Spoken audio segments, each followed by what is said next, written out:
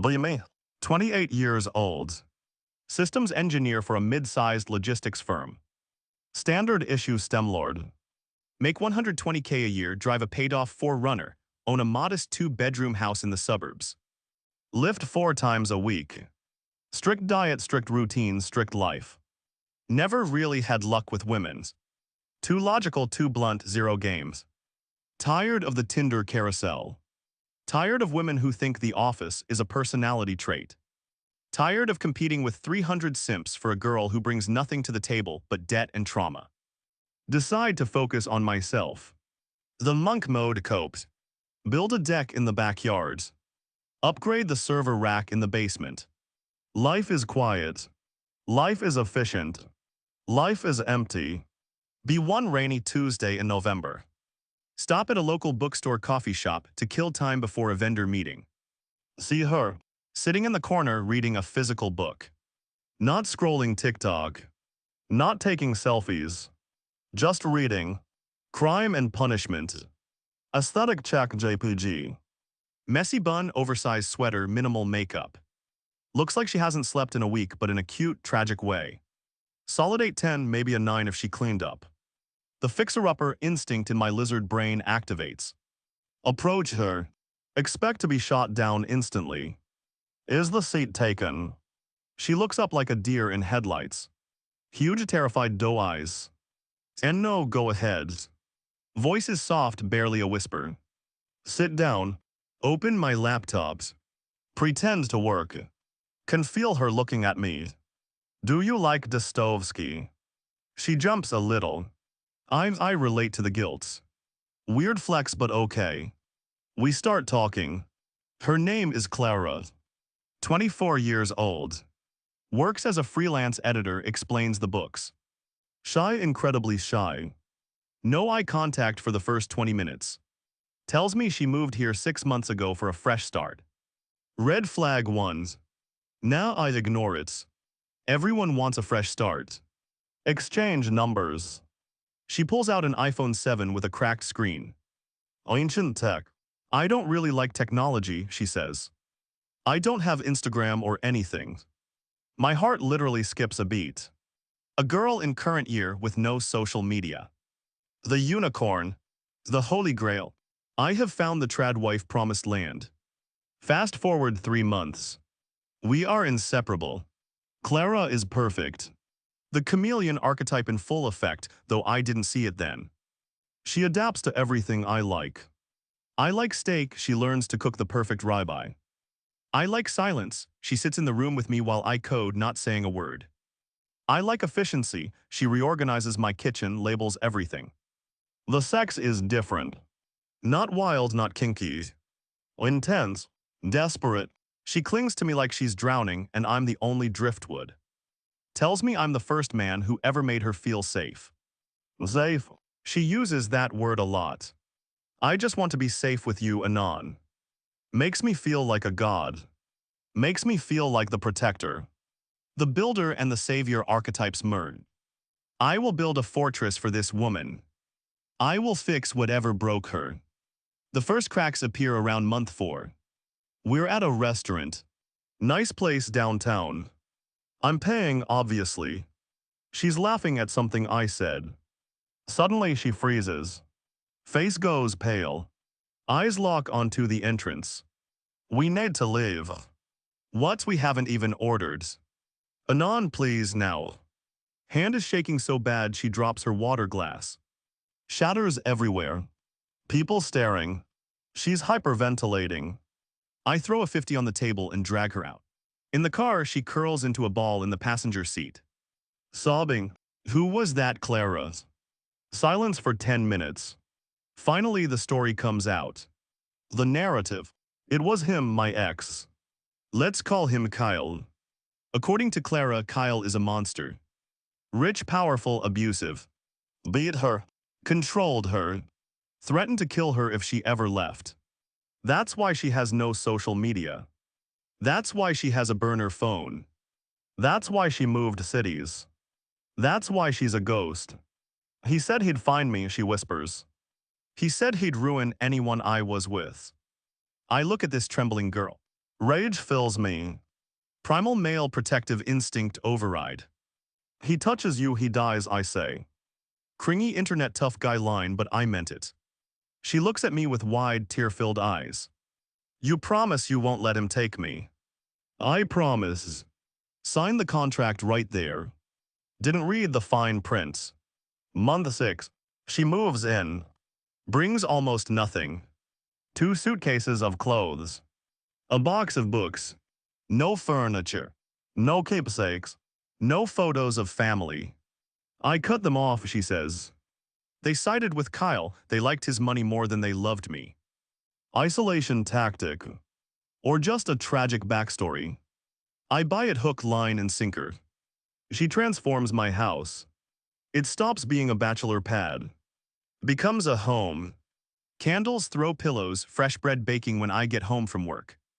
She is the perfect housewife. But the paranoia is getting worse. She won't check the mail. She flinches when the doorbell rings. She refuses to drive my car. I don't have a license anymore, she admits. It expired and I was too scared to go to the DMV. Too many cameras. Logic brain, that's irrational. Save your brain, she's traumatized, I'll handle it. I drive her everywhere. I do the grocery shopping. She never leaves the house without me. Total dependency. The void needs me to exist. And I love it. Feeds the ego. I am the providers.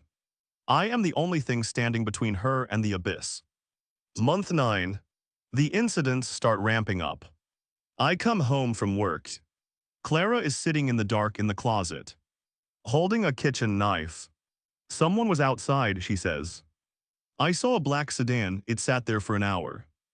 I check the security cameras. Nothing, just the mailman and a neighbor walking a dog. You missed it, she insists. They know where camera blind spots are, Kyle hired pros. I start getting paranoid too. Folie à deux. I upgrade the security system. Motion sensors. Glass break detectors. I buy a Glock 19s. Teach her how to use it. She's surprisingly natural with it.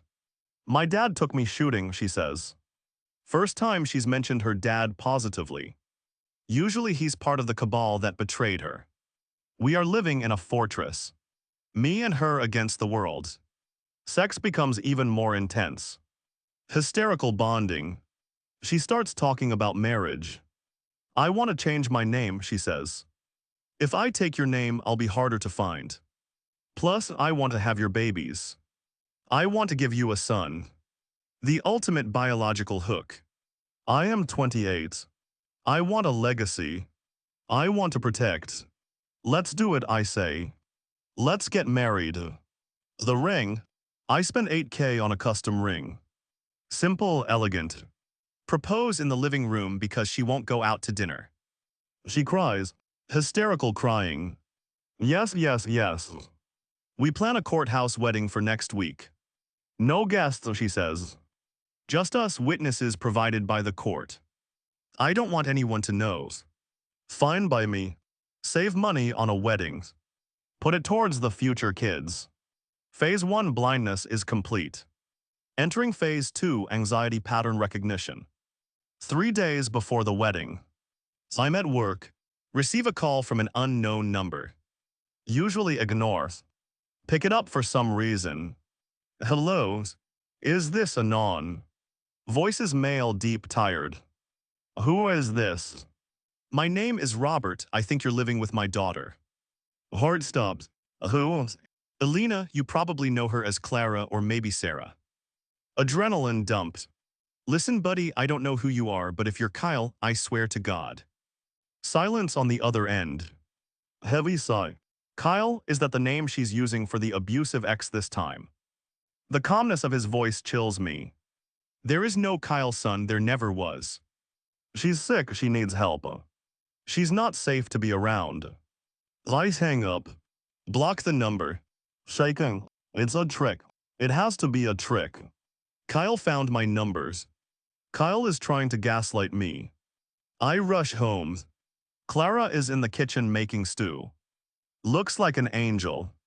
Honey, you're home early. I grab her shoulders. Kyle called me. She drops the spoon. Sauce splatters everywhere. What? He called me, pretended to be your dad, said your name is Alina.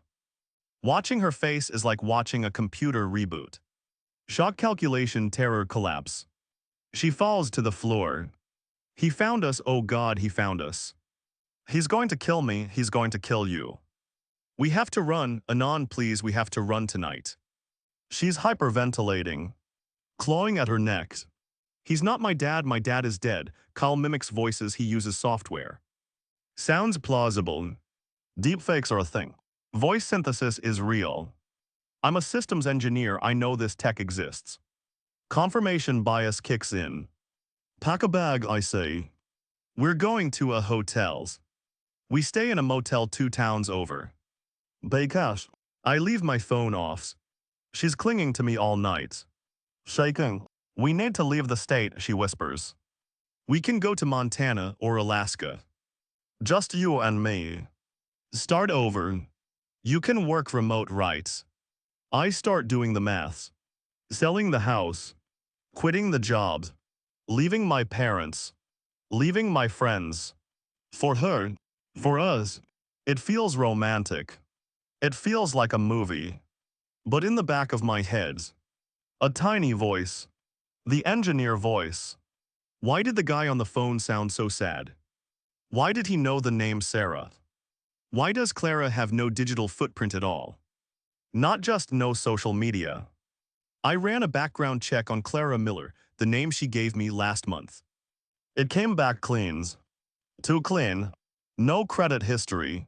No rental history. No employment history. Like she popped into existence 6 months ago. I pushed it down then. Can't push it down now. Morning comes. She's asleep. Exhaustion. I take her phone. The burner. It's locked. I know her passcode. She typed it in front of me 100 times. 1, 2, 3, 4. Simple. Unlock it. Empty. No text. No calls. Just one contact saved, him. I click it. It's my number. Wait. Check the call log. Empty. Check the photos. Empty. Check the browser history. Incognito modes. Nothing. She is a ghost on her own phone. Then I see it. A hidden app folder.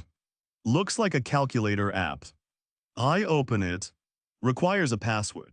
Try 1, 2, 3, 4. Access denied. Try her birthday. Access denied. Try the day we met. Access denied. Hand starts shaking. Try 0000. Unlocks. It's not a calculator. It's a secure vault. Photos. Hundreds of photos. Scroll through. My stomach drops out of my ass. It's not photos of us. It's photos of kids. A little boy maybe 3 years old. A little girl maybe 5. They look like her. Exact same eyes. Timestamps are from 2 years ago. Keep scrolling. Scans of documents. Death certificate Liam Patrick Evans, age 3. Cause of death accidental drowning. Death certificate Sophie Ann Evans, age 5. Cause of death house fire. My blood turns to ice. Scroll further. Marriage certificate. Alina Vance and Mark Evans. Dated 4 years ago. Another marriage certificate. Sarah Jenkins and David Ross. Dated 6 years ago. Another death certificate. David Ross, age 32. Cause of death carbon monoxide poisoning. I look at the sleeping girl. She looks so peaceful. Tiny. Fragile. She's not a victim. She's a graveyard. Phase 3, the gut punch. I put the phone back exactly where it was. Go into the bathroom. Vomit quietly into the toilet. Splash cold water on my face. Look in the mirrors. See a clown staring back. I bought a gun for hers. I was going to leave my life for her. I was going to give her a child. Oh God, she wanted a baby. To replace the ones that died. Or to start the cycle again. I need to get out. But if I leave, she runs. She vanishes. And she finds another guy. Another Anand. And maybe the next kid doesn't survive either. I have to end this. I have to be the builder one last time. Build a trap. I walk back into the rooms. Wake her up with a kiss. Good morning, beautifuls. Voice is steady. Dissociation is a hell of a drug. We're safe here, I say. I've been thinking you're right. We should move to Montana. But I need to go back to the house to get the cash and the hard drives. You stay here, lock the door. Panic in her eyes. No, don't leave me. I'll be back in 2 hours, I promise, then we go. I'll bring burgers. She hesitates, then nods. Okay, hurry. She kisses me. Feels like kissing a corpse. Feels like kissing a spider. I leave. Get in the 4Runners. Drive just out of sight of the motel. Pull over. Call the number that called me yesterday. Robert. Oh, yes.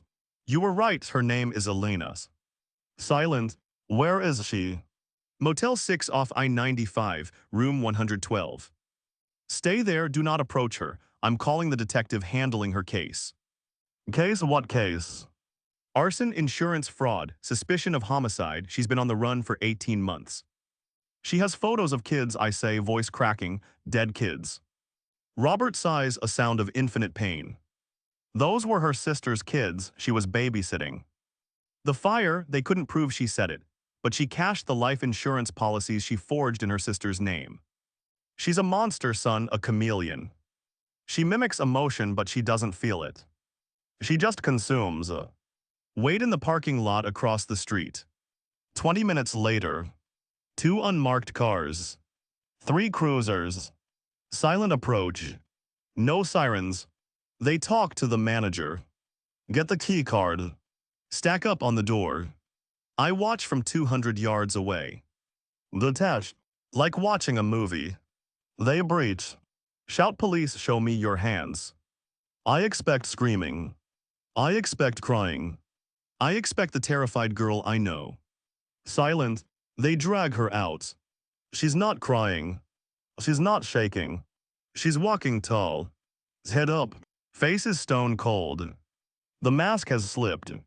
She scans the parking lot. Locks eyes with my car. Even from this distance. I feel it. A smirk. A tiny, imperceptible smirk. She mouths something. You lose. Then they shove her in the cruiser. And she's gone. Phase 4 callousness aftermath. The police interview me for 6 hours. I show them the phone. The photos. The text. I am cleared. Just another victim, the detective says. She's done this to 4 guys in 3 states. You're lucky, the last guy committed suicide 2 days after he found out about her past. We think she helped him along. I go home. House is empty. Smells like her vanilla candles. See the dent in the wall where I moved the couch for her. See the garden she planted out back. Tomatoes are ripening. I walk into the kitchen. Open the drawer. Take out the ring box. Look at the diamond. $8,000. Compressed carbon. Shiny. Useless. I go to the backyard. Fire up the grill. Not to cook. I start gathering things. Her clothes. Her books. The pillows she bought. The throw blanket. Throw them all on the piles. Douse it in lighter fluid. Strike a match. Watch it burn. The builder watches his creation burn. Warmth on my face. Feel nothing. Absolutely nothing. 2 weeks later. Back at work. Colleagues ask if I'm okay.